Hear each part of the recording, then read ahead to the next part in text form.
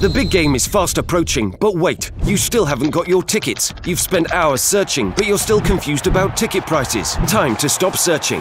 Visit ticketcompare.com. We compare ticket prices for all the popular leagues and tournaments for you. We work only with the most trustworthy sites, so you can have peace of mind when buying your tickets. Compare prices, buy tickets, get to the game. Ticketcompare.com. Buying tickets made simple. TV guys first, we've got a few minutes. Yeah. Is that 2 hour wait to imagine? I couldn't possibly comment. Make it work. You guys are never happy, are they? No, never happy. You get people desperate to come in. Exactly, there you go. You weren't dragging him up the hill, were you? Not at all. We're good. Just at the start. When you're ready, James? Yeah. Well, it's nice to see you. Sorry, like a couple of weeks ago, since then things have gone even better. Are you surprised sat there, bearing in mind, of course, you chose to come in and you knew what was kind of on the cards at Burnley, that people are talking about Europe and a top 7 finish? I wasn't surprised in how this team can perform. Always had confidence when I stepped through this door that when I saw the quality within the team in the first couple of weeks that I trained with them, I could see that they're a very good side. So I'm not surprised that we're doing well. It's just nice to be at the top, and it's nice to have something to fight for. But it's a long way from survival or even mid-table, though, isn't it?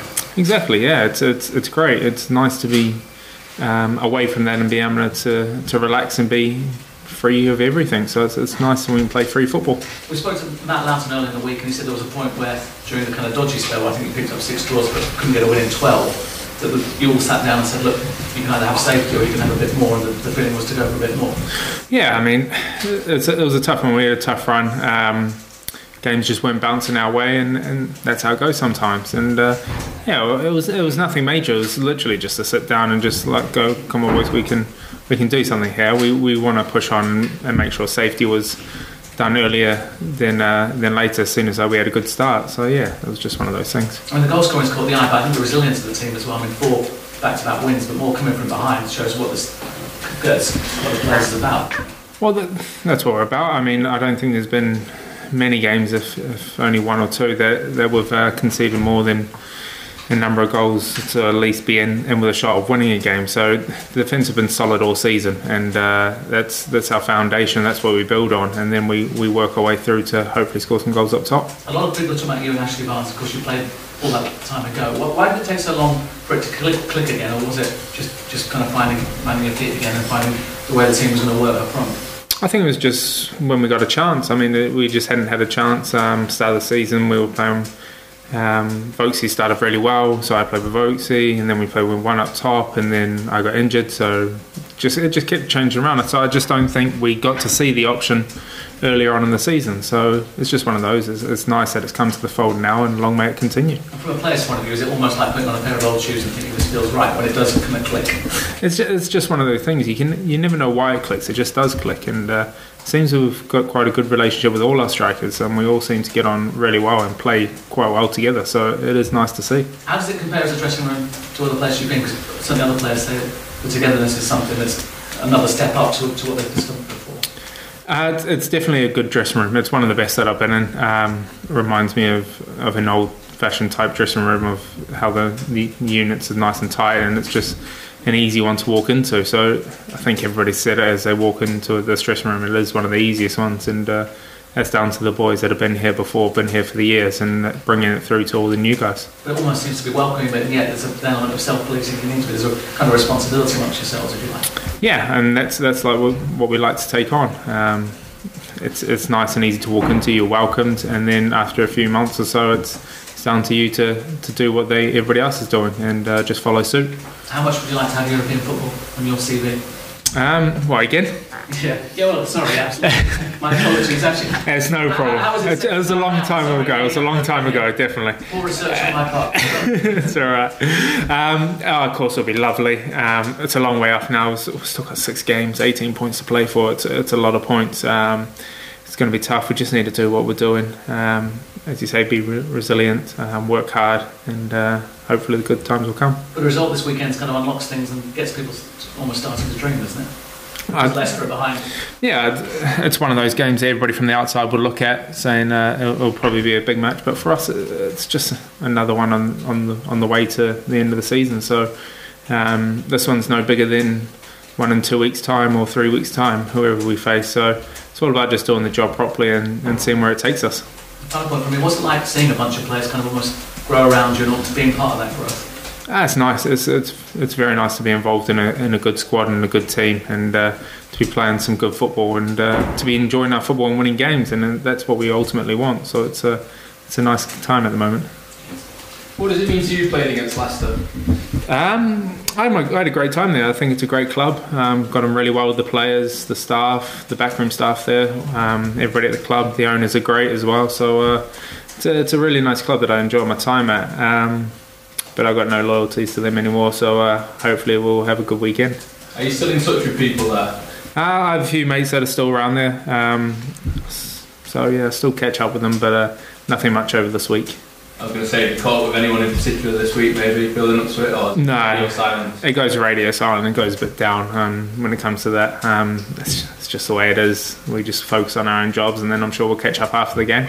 How crucial do you think this game could be in terms of you finishing in 7th spot? Is this very much the most crucial game from now to the end of the season, given it's against a direct rival? I don't think so. I don't think whatever outcome happens on Saturday, it's still in our hands if we look at it that way. So it doesn't really matter. We just want to do what's best for our team and just to keep progressing as a unit. And that's all we've done all season, and it's taken us to where we are. So we're hopefully going to do that carrying on. You had a look at last weekend's game for Leicester against Newcastle and sort of worked out the points maybe that you can look to attack in Leicester's team. Yeah, I mean, we do a lot of research on them. The staff, they do a lot of time and effort putting in to find out what we can do and how we can attack them and how to nullify their attack. So yeah, we've looked at that. We've done some work on the training pitch to work on it, like every week with every different team. No team's the same, so it's a lot of hard work on the pitch, ready for the weekends. What are their strengths? As you can see, they're a great side. They've got pace up top. They've got good players in midfield, and they've got some strength at the back as well. So, I mean, they're a solid side. They've been up there for the last 3 or 4 seasons now. So they're a good side, and you can't underestimate them. Vardy's a different style to you, Chris, but do you sort of look at some of his qualities, admire those, and maybe try and work on bringing some of those into your game, given the way he's made the step up to the Premier League over the last few years? Yeah, definitely. I mean, he's a great player, and fortunate enough to learn off him quite close. So it's one of those. He's a good player. He scores lots of goals. He runs in behind. He works hard, and he's got bags of pace, which unfortunately I don't have. I'd love if I did have his pace, then I'd be a very good striker. But I have to do different movements to work away in. So yeah, he's a good player. But yeah, we'll hopefully nullify him at the weekend. What was it about him sort of working closely that you sort of tried to pick up from him? It was all little different bits and pieces in training, just making sure right positions, working hard, knowing where to run and things like that. Because I was still young at the time when I came to that club. I was still 20 when I moved there. Left when I was 23, so I was still quite young. But it was just one of the things. He was starting to build his profile when I left, and it's just gone on to a bigger extreme. Thank you, Chris. Can I just ask you, from a striker's perspective, all the stuff this week about Harry Kane wanting his goal and getting his goal, can you sympathise with that being a striker who likes scoring goals and giving them away? Yeah, it's a weird one. If he has touched it, and a striker knows when he's touching and when he hasn't touched it, I can reassure you there. If he knows he's touched and he's put his hand up straight away, he knows he's touched it. We know straight away if we've got any sort of nick on it. We know straight away, and I'd like to think he's an honest guy. And if he hadn't touched it, he would have given it to Eriksen, because Eriksen's given him probably 15 assists this season. So I'm sure one the other way wouldn't have too much of a repercussion. I think he'll still go close even without it for the Golden Boot. So he's a good player. Have you ever had anything like that in your career, where you've known you've got it, someone else has said it's mine? Yeah, I've had it a few times where I've definitely got a touch on it, or I've believed it went over the line before someone else has touched it. It's one of those things, but in the Premier League it's a lot more clear cut sometimes than when down in the Championship, but it's just one of those things at the end of the day. They either go to you or they don't. In the end of the day, something will always come back around to you. Top stuff, thank you. Chris, if you were to score this weekend, would you celebrate? Yes, yeah. Do you not believe in not celebrating in small clubs, or is it just intentional yourself? I do, but it all depends on the club. I would only do it for West Brom, and that's what I did against them, because that was my first club, and that was the person or the team that gave me a chance in England, and I owe a lot to that club, and so that's the only club I'll probably do it against. I owe a lot to these fans to celebrate my goals, and I love celebrating my goals because at the end of the day I take a lot of joy out of scoring goals, so I'm not going to turn down a chance to celebrate a Premier League goal. Is there a bit of a rivalry with you and Ashley for top scorer? Nothing's been said about it, to be honest. I'm sure there will be deep down, and come the end of the season when it gets a lot closer we'll be kicking on, but I just hope we both kick on and do well and score a few more goals and hopefully get double figures and more. So that can only be good for the club, can't it, if you're both pushing for that?